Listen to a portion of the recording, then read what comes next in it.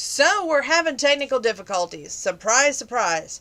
I tried to do 2 live videos and guess what? Neither one of them got done. But just for you and your viewing pleasure, I've decided we're going to do this one more time.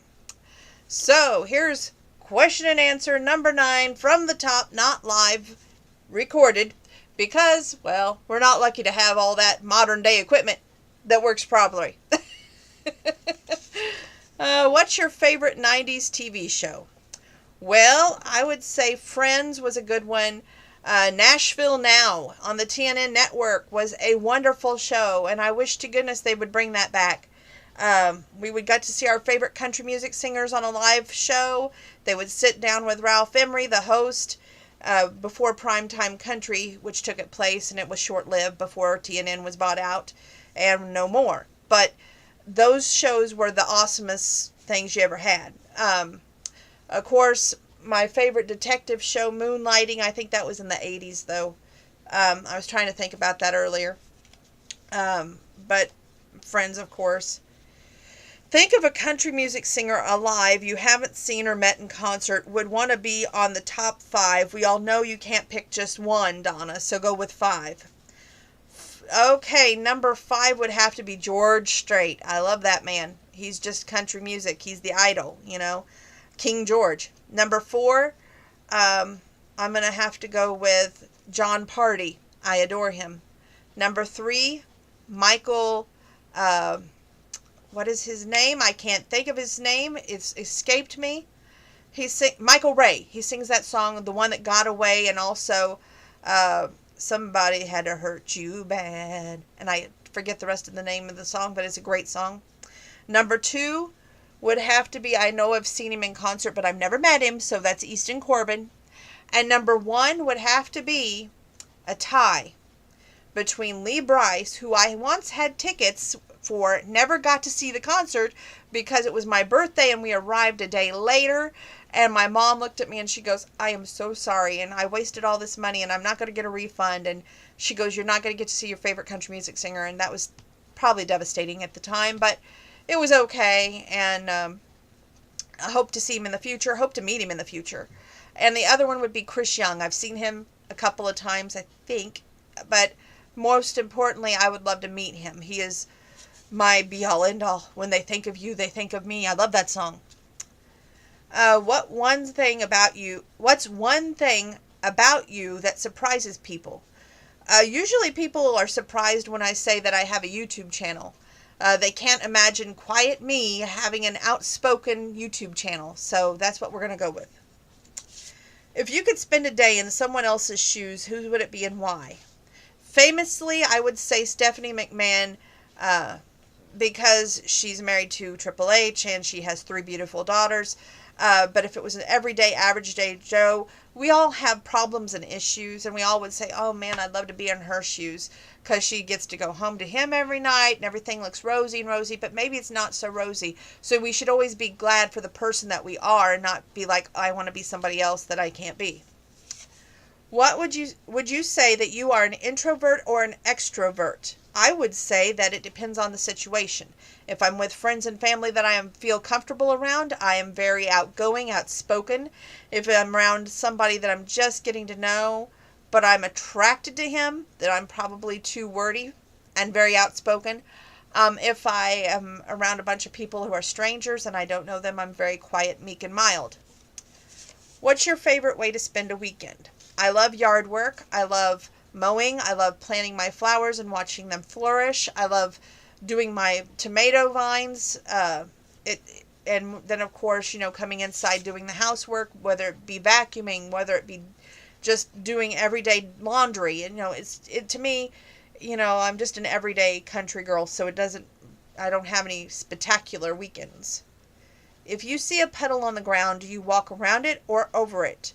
If I see a puddle on the ground, I'm going to probably walk right through it because I'm a down-to-earth country girl. What's the best piece of advice you have ever given? Have you ever watched my YouTube channel? I am constantly giving advice. I would say the best piece of advice that I have ever given. I have friends all the time that come to me with relationship problems, and I feel honored And I feel like that I give them perspective that they wouldn't have normally had, because they're either angry at their loved one, or they're hurt, or they're wanting revenge, and they're not thinking clearly. So I have the honor of going, okay, this is how he's feeling. This is how she's feeling. Now, how are you two going to communicate to make this problem go away? I feel like that's my guru part, if you will. I get to be the outside, level-headed one. When in my own life, trust me, I'm not that level-headed. Sometimes I have a tendency to speak before I think. How can someone win a gold star with you? By being honest, by being loyal, by being a friend and not a foe, by being supportive when I'm not around and not bad-mouthing me to somebody else when they don't even know me, when I don't hang out with them, when they don't know the first thing about me. That's how you can win a gold star. What energizes you and brings you excitement? Working out, looking forward to my workout. My music energizes me, and it brings me excitement to know that I'm trying my best, not to be the best, but to improve my health. What qualities do you value in people whom you spend time with? Loyalty, also being honest, forthright, who can make me laugh, who can make me smile, who can just be a down-to-earth person. It doesn't take $1 million person to be a great person. We all know that you attend and meet the country music stars. Can you share a most memorable moment of one, and who and where? I would say the most I've got so many memorable moments with different stars. There was a time that I was not 21 yet, and we traveled to Indiana, and my grandpa and I walked around the building to talk to Wade Hayes and his road manager Joe, and even Wade was like, can't we do something to get him in here? And then that happened, and it was great. And I got to go to the show, but I couldn't drink anything, and I had to wear a band, and everybody's eyes was always on me to make sure I wasn't drinking anything. To also meeting Garth Brooks when there was a blizzard outside at Nashville North, and getting to go backstage because Grandpa and Grandma had a bet going that they weren't going to be able to meet him, and Grandpa won the bet because we got to meet him. I don't remember exactly what the bet was, but it was great. Meeting Ty England, who used to be with Garth and went out on his own as Tyler England at the Broomcorn Festival. Pouring down rain. People said, Donna, you're not going to get to meet him. I proved them wrong. I took my two best friends. We went behind the building at Arcola, Illinois Broomcorn Festival, and I met Ty England. I got a picture with him giving me a bear hug. To meeting Paul Brandt a couple of times. He was great. David Kirsch. Just so many name drops I could do in Arcola, Broomcorn, Quincy, Illinois for Paul Brandt. And, just those little times that people take time out of their schedule just to spend time to get to say hi, thank you for appreciating my craft. It means more than the light and the smoke and the dance moves that they do, to be an honest to goodness good person. Just saying. Where's the next place on your travel bucket list, and why? My travel bucket list, are y'all trying to tell me something? I would say it would be Florida or Alabama, to go to Po Folks restaurant, my favorite restaurant in the whole entire world. Back when I was thinking that love was possible for me, I would say that I was going to get married, and we were going to honeymoon in Florida, and we were going to eat at Po Folks, and when we had our anniversary, we were going to go back to Florida, possibly take our kids to Walt Disney World, but again, eat at Po Folks. That would be my only request. I love them. Po Folks, you rock. Just saying. We miss you here in Illinois. If you had only one sense, hearing, touch, sight, etc., which would you want and why? I would say the taste. To savor the taste more, you would get more out of every food you eat, be it a simple drink of water, or be it more like that. If you were going to have just one sense, I would say the greatest thing you would have is taste. What's the top 5 things on your bucket list? The top 5 things, I would say see George Strait in concert, and meet George Strait. I would say, top 5 things. I don't know. I kind of would like to see all the cities and states. So I guess travel in the U.S., not around the world, but the U.S., to appreciate everything that we have.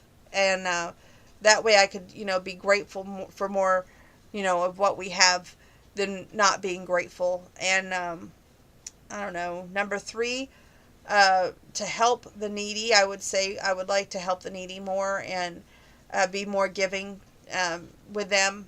If I had the budget to, I would love to help some poor family who around Christmas time wouldn't have the greatest holidays, and just to know that I could help them would be great. Number 2, of course, to marry the man of my dreams. Number 1, adopt, because I know that I'll never be blessed with children biologically, so adopt, yes. If you found out today was your last day on earth, what would you do? Definitely go to Po Folks. Marry the man of my dreams, I would hope, and I would say hopefully work on a family, but I don't know. It is what it is. Have you ever failed to return a library book? Yes, I have, when I was younger. I don't do library books now unless it's a book sale, and then yes, I'm there. Knowing what you know now, what advice would you give your 18-year-old self? Well, that's simple. I would say don't judge a book by its cover. Don't let other people's opinions and thoughts tamper what you could have as a possibly great person in your life. Don't think that you're not enough, that you don't measure up, because you do. And if others can't see you for what you truly are, an honest, forthright, wonderful, loving, and caring person, then they don't deserve to be in your life. Do you have any irrational fears? Absolutely. I have a fear of water. That comes from being younger when I was almost drowned, from learning how to swim. I also have a fear of spiders. I don't like spiders or snakes, and it's true, I don't. I also don't like heights. An irrational fear. The dentist right now is an irrational fear for me. So, yes, I do. If you had to choose only 3 adjectives to describe yourself, which would you choose? Perky, honest, loyal, cheerful, optimistic. I guess it's more than 3, but that concludes number 9 of questions and answers. We're going to do number 10 here. I don't know why this was giving me such problems, but I'm glad to have this uploaded. So it'll be here uploaded in about 2 GIFs